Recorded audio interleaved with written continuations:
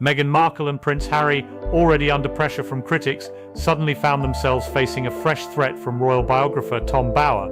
Prince Harry's court case against the Daily Mail has begun, with the royal accusing of phone hacking and other illegal violations. January 21st, 2026. London. The Royal Courts of Justice. Prince Harry steps onto the witness stand, hand on a Bible, sworn to tell the truth. Harry is set to take the witness stand in his court battle against British tabloids. This isn't a photo op. It isn't a Netflix premiere. It's a courtroom.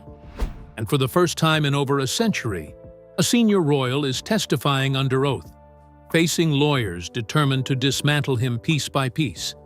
7 years of legal battles, allegations of phone hacking, bribery, and illegal surveillance, high-profile names, millions of pounds, and the question that hangs over it all: can one man challenge the press, protect his family, and reclaim his story without destroying what's left of his ties to the monarchy? While Harry fights, the institution he left behind keeps moving. Quietly. Strategically. Without him.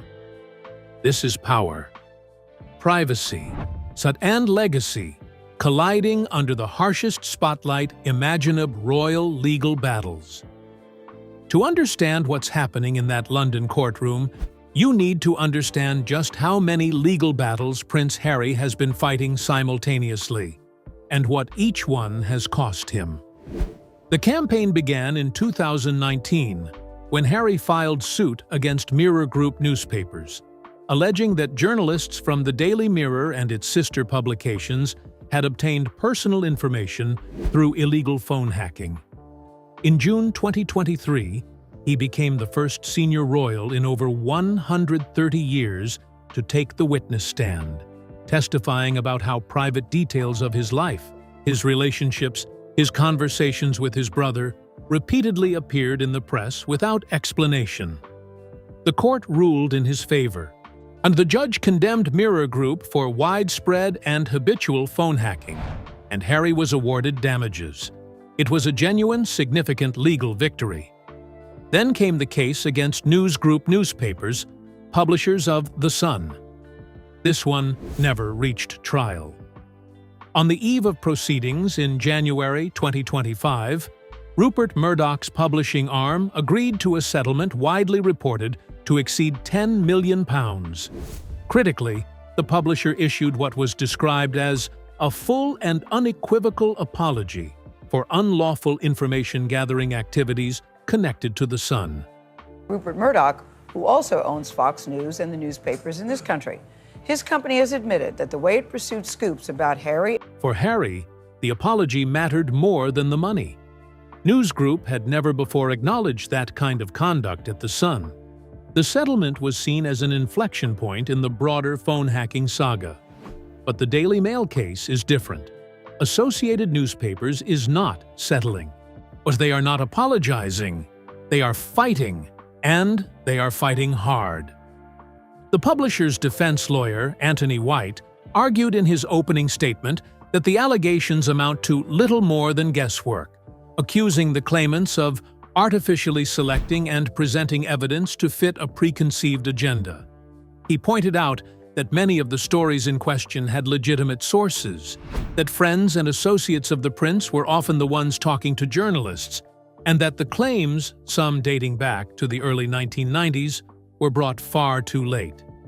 This is the danger Harry faces. In the Mirror case and the Sun settlement, the other side eventually conceded, either through a court ruling or a negotiated apology. But Associated Newspapers is not conceding.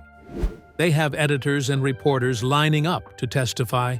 And one of the most anticipated moments in the trial is the expected testimony of Paul Dacre, the legendary and polarizing former editor-in-chief of DMG Media, whose editorial practices will be scrutinized under oath. Harry is walking into the most expensive, most adversarial, and most uncertain legal confrontation of his life. The trial is scheduled to last 9 weeks. A written verdict could take months beyond that. And every day he spends in that courtroom is a day the world watches a prince relive his most painful memories under the fluorescent lights of a witness box. That takes courage. It also takes a toll. The cost of discovery. There's a phrase in law that most people never think about until it applies to them. Discovery. It sounds bureaucratic, almost boring, but in practice, discovery is where lawsuits become dangerous. And it is the phase where both sides are legally compelled to produce documents, records, anything that might be relevant to the claims being made. Privacy in the discovery phase is not a right, it is a casualty. For Prince Harry, this means that the very things he sued to protect, his private life, his personal communications, the intimate details of his relationships, become ammunition in the hands of opposing lawyers. Every text message, every email, every interaction with a press advisor or a palace official that might shed light on how stories were sourced. Discovery does not discriminate between what is comfortable and what is devastating. It demands everything. And this is the paradox that sits at the heart of Harry's legal campaign. He is suing for privacy, but the process of suing requires him to surrender it. And every time he takes the stand, he opens himself to cross-examination, to questions he hasn't prepared for, to interpretations of his own words that he never intended. When Harry told the court that his social circles were not leaky, that was a statement made under oath. If the defense can produce evidence suggesting otherwise, that statement becomes a vulnerability. The psychological weight of this cannot be overstated. Harry spent 2.5 hours on the witness stand in January. He described the proceedings as a horrible experience. He said it was awful to relive painful moments from his past. And this was just his testimony. The trial has 9 weeks of evidence, cross-examination, and argument ahead of it. Consider what this looks like from the inside. You are a man who left your country, your family, unmanned your role because you believed the press was destroying your life. You spent years building a new identity in California, a new narrative about who you are and why you left. And now you're back in London, sitting in the same courts you once walked past as a child, swearing on a Bible, and being asked to prove that the worst things that happened to you were someone else's fault.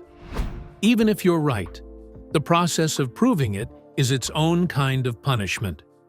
Harry's legal team has framed this trial as a matter of public interest, arguing that if powerful media organizations can spy on citizens without consequence, then no one's privacy is safe. And there is a genuine important principle at stake. The phone hacking scandal revealed systemic corruption in British media that led to criminal prosecutions, the closure of a national newspaper, and a public inquiry chaired by a senior judge. Harry's lawsuits are part of that reckoning. They are not frivolous, but principle and personal cost are two different things. Harry can believe in the cause and still be consumed by it. He can be right about the press and still lose something irreplaceable in the process of proving it. His father reportedly called this campaign a suicide mission, not because the claims were wrong, but because the cost of being right might be higher than the cost of walking away. Harry chose not to walk away. And that choice, more than any title or any settlement, is what defines this chapter of his life. Monarchy in motion. While Prince Harry fights his war in the courts, the monarchy he left behind has been quietly, methodically, and permanently restructuring itself around his absence. This is the part of the story that doesn't make headlines as often because it doesn't involve courtroom drama or tearful testimony. It involves something far less cinematic, but far more consequential: institutional momentum. The crown doesn't wait for anyone. It never has. And by 2026, the evidence that it has moved past the Sussex chapter is no longer subtle. It is structural. Princess Anne, the Princess Royal, remains the most dependable figure in the institution. At 70% public approval, she consistently ranks among the most popular royals in Britain. Her work rate is staggering. Even in 2024, while recovering from a serious concussion sustained in a horse-related incident, she carried out hundreds of official engagements.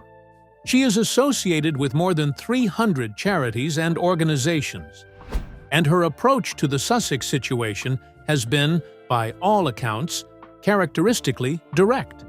She does not give interviews about it. She does not engage with the drama. She simply works.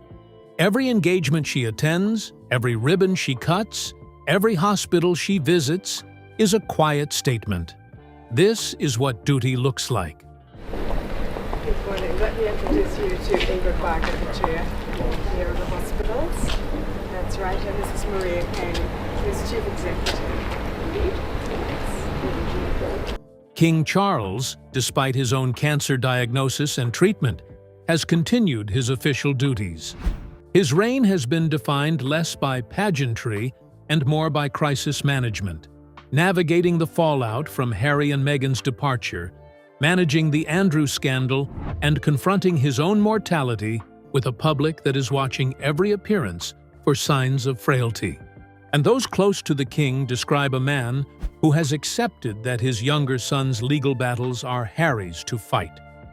The palace has not intervened. It has not commented.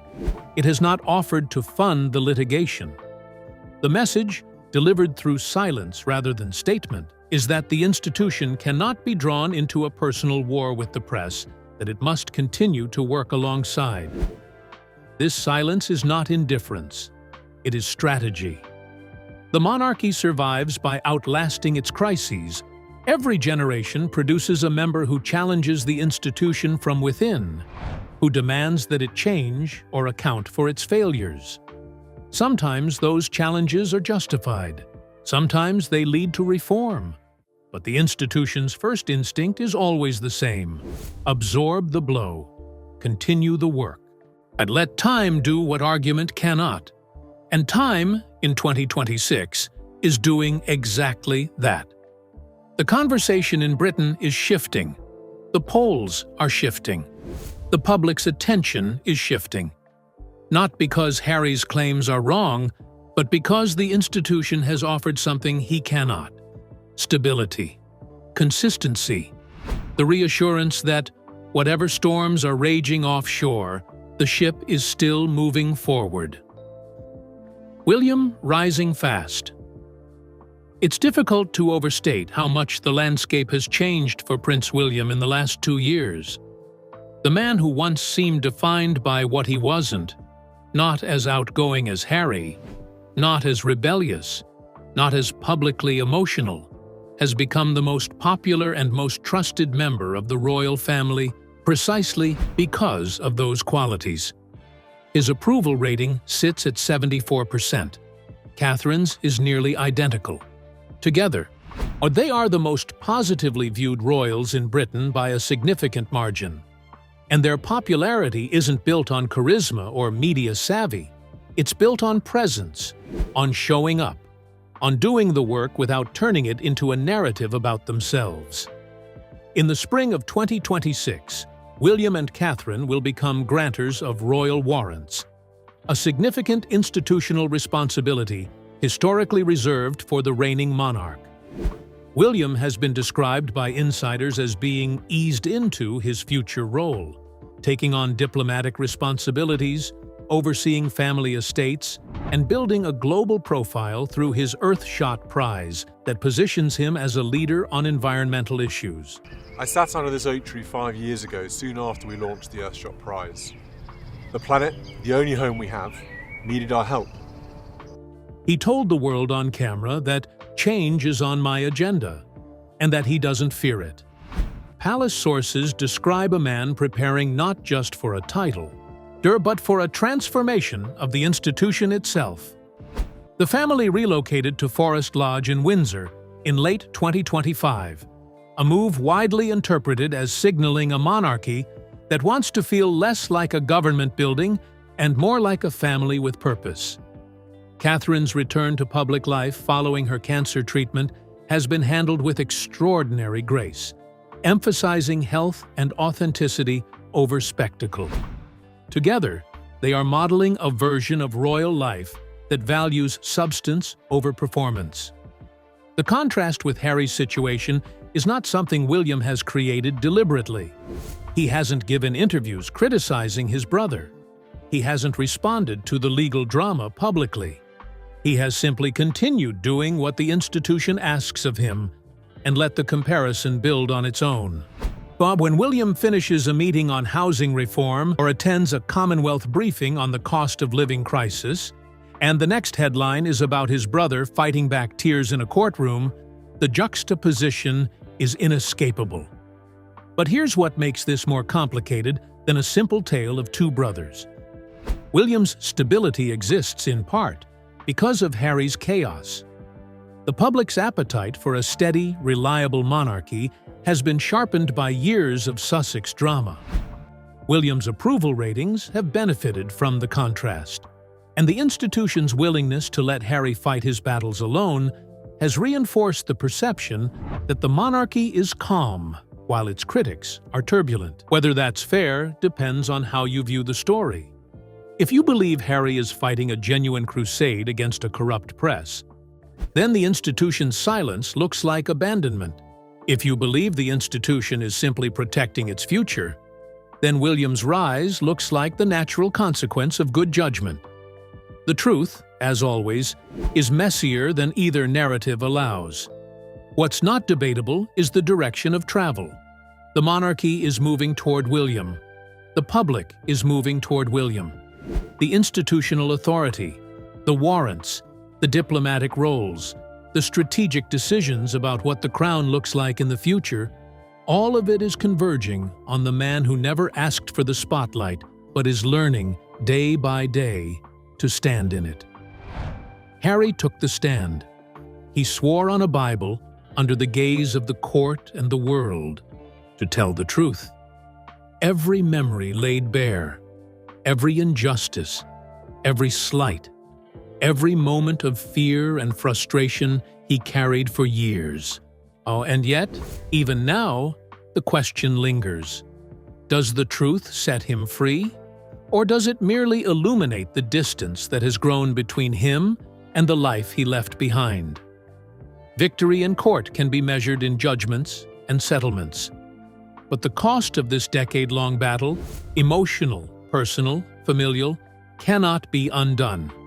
Relationships frayed, bridges burned, a childhood and a family legacy dissected under the glare of public scrutiny. The institution continues, as it always has, quietly, strategically, surviving each storm and scandal. Always moving forward, the monarchy will endure. Smaller, quieter, more disciplined. The children will inherit titles. The palace walls will witness the next chapter. And yet, somewhere between Montecito and Windsor, between duty and defiance, the story is still unfolding. For Harry, the courtroom may close, but the consequences, the emotional reckoning, and the questions about loyalty, freedom, and identity, those will echo for years to come. So we ask again, in a world where truth, loyalty, and family collide under the public eye, who truly has the power, and who truly pays the price? The answers are not yet written, and the next chapter is waiting.